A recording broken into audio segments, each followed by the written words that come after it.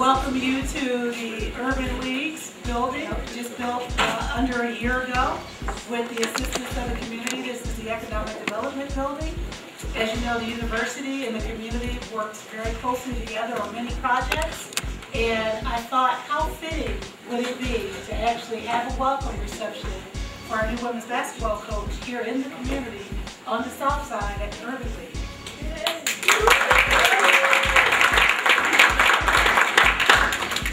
I wanted to welcome Bobby to the community much in the way that this community welcomed me here in 1996 when I came as an assistant women's basketball coach.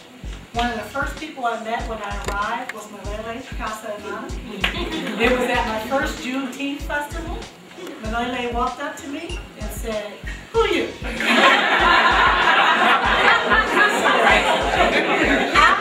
know all the black people in Madison and I don't know you. And we have been friends ever since. But I also wanted to welcome Bobby and her staff here at the Urban League in the community because the community loves its women's basketball program. When I was here coaching under Jane Albright Lee, we had sellouts. It was a normal occasion. And a sellout doesn't occur just because your university comes. A sellout occurs because your community comes. And this community is a sporting community. It's a welcoming community. It's a festive community. And I wanted Bobby and her staff to be a part of that festivity feeling from day one. Thank you very much. It's just unbelievable that you all would take the time to come out after a long day at work, I'm sure. And for some of you probably a trying day at work, but I really, really appreciate the support from not only the academic community over at UW, but just in general, the chief is here and just different ones from around the community. Of course, my soror is here.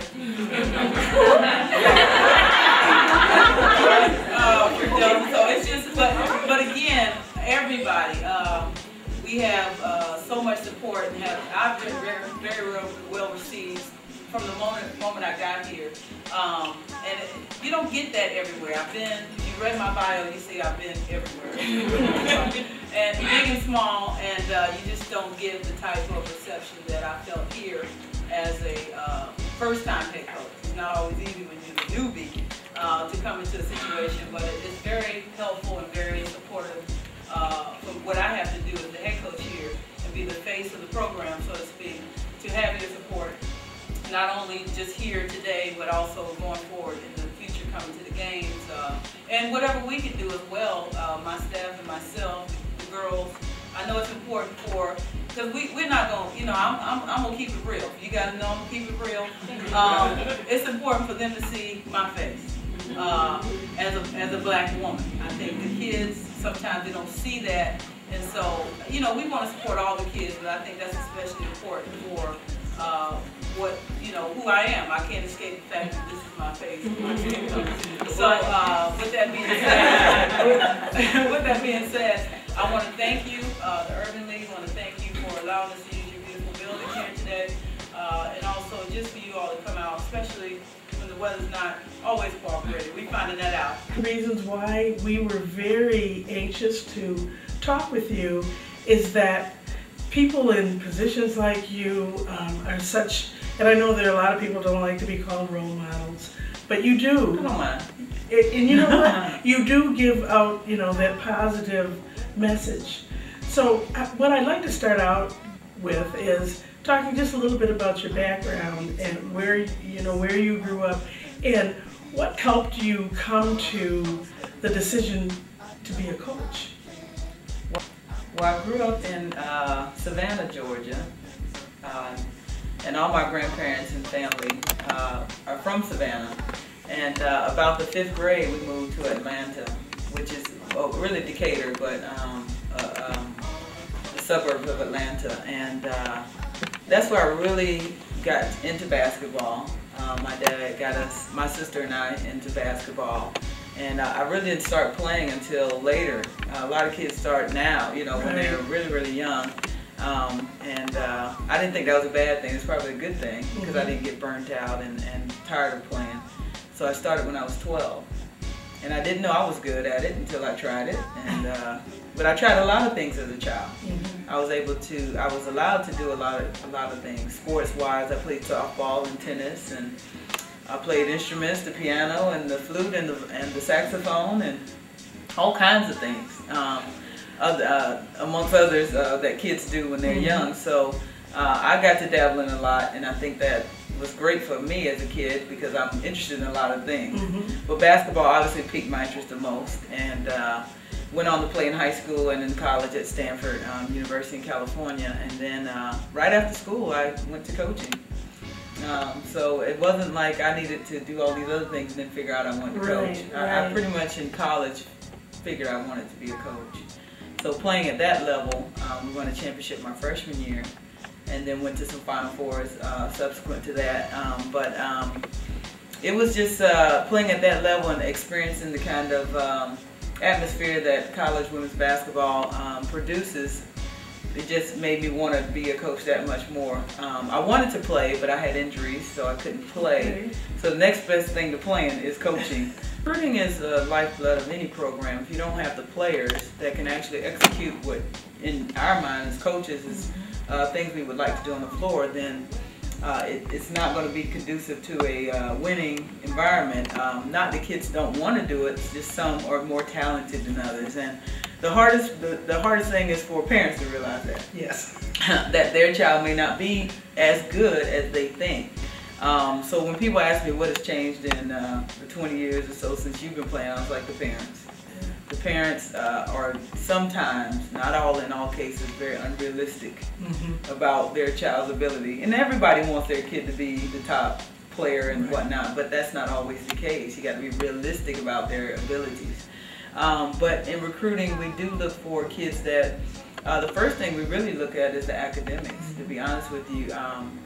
They have to get into school, and if they don't have the academic background, and I'm not talking about a bunch of C's on their report, I'm saying A's and B's, students that care about their grades, then we really are a little lukewarm about recruiting the ones that don't have the academic credentials.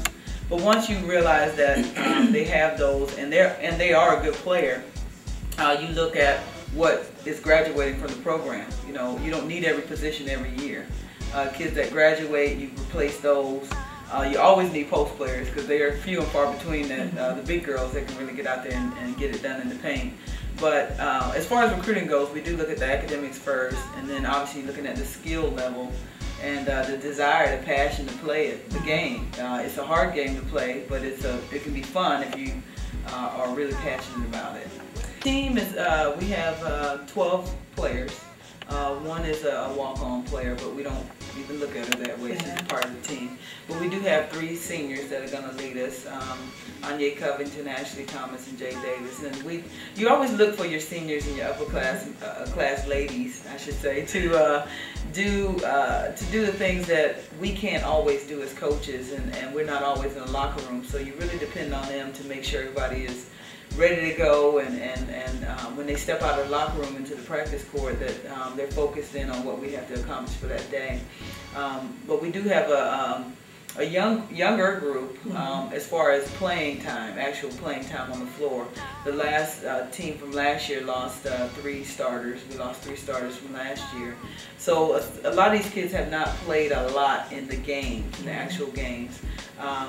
But it's exciting to see what they can do. They get their opportunity now, you know. Absolutely. We don't have a whole bunch of bodies over there, so everybody's going to have to be ready to play. Yeah. Now, whether that, you know, they play as much as they want to, that's up to them. Yeah. I told them, you are the master of your own success. If you get out there and you work hard and you get your shots up and practice the things that you're deficient at, you'll be able to play. Yeah. But some people, you know, in my history of coaching, in my career of coaching, I should say, some kids want it handed to them. They just want, you know, I'm just on the team, so I should automatically play. Well, that's not the case. Right. You know, you got to earn your spot. Work.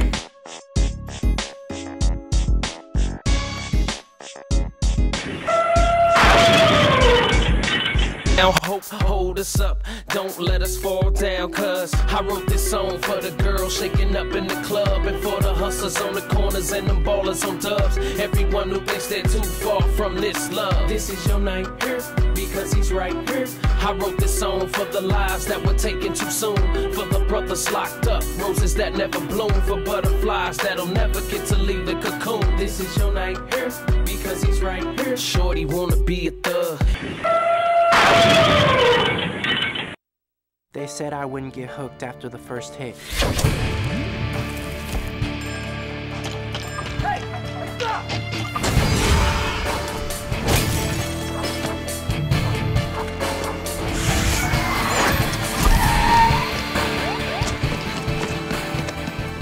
They said I wouldn't get hooked after the first hit. They lied. Find out the truth about drugs. drugfreeworld.org.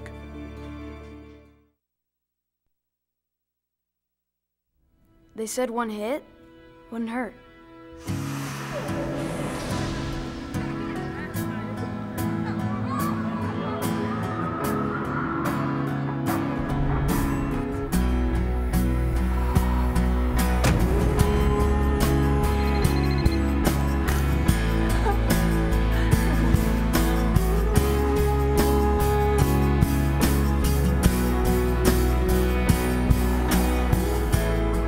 They said one hit wouldn't hurt. They lied. Get your kids the truth about drugs. drugfreeworld.org.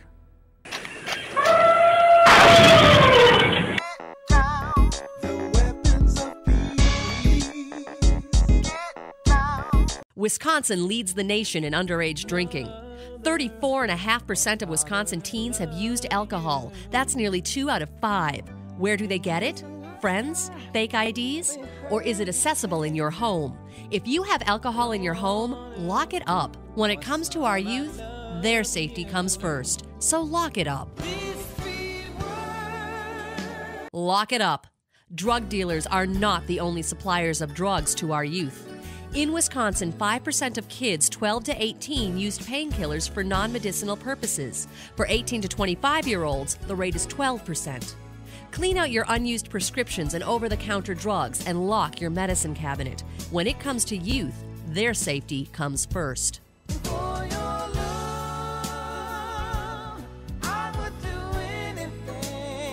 Lock it up. Suicide is the #2 cause of death for kids over 14 in Wisconsin. Firearms are the most common method of suicide by youth of all ages in Wisconsin. Handgun owners, keep your guns on lockdown, out of the path and reach of your children. When it comes to youth, their safety comes first.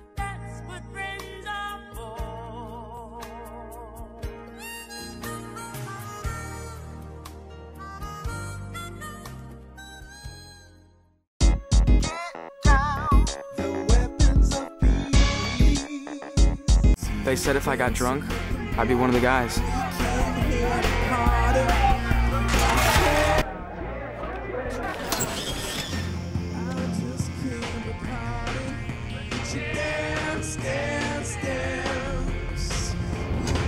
They said if I got drunk, I'd be one of the guys. They lied. Find out the truth about drugs. drugfreeworld.org. Hooper Corporation and their subsidiary, General Heating and Air Conditioning, is proud to bring you Triple D. This is Fred Davey from Hooper Corporation. Real men drive real sober.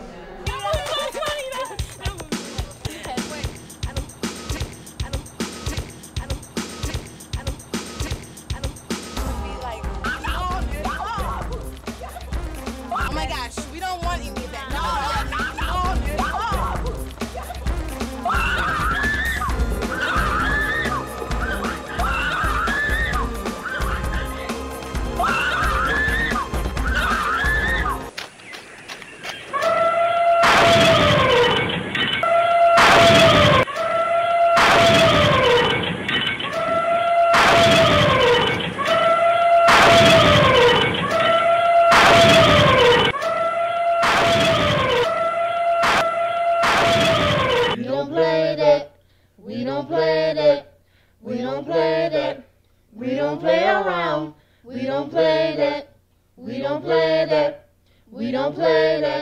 We don't play around.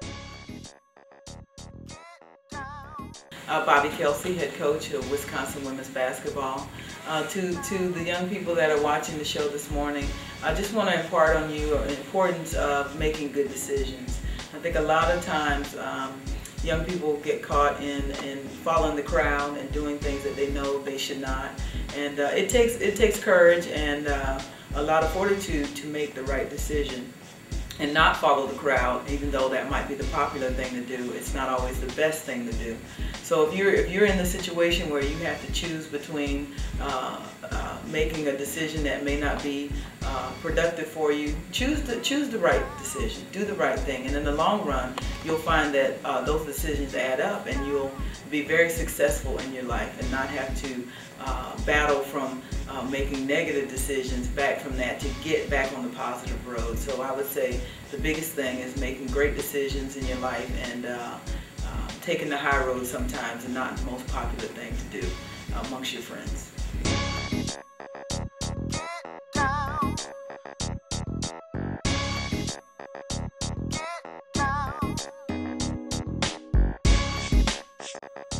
Let's thank our resource partners. It ain't no thing to flip the script and take you back to the days where the people didn't trip, cause the weapons of peace we need to release and quit feeding the belly of the beast, cause the next generation needs to see some love, peace, and unity.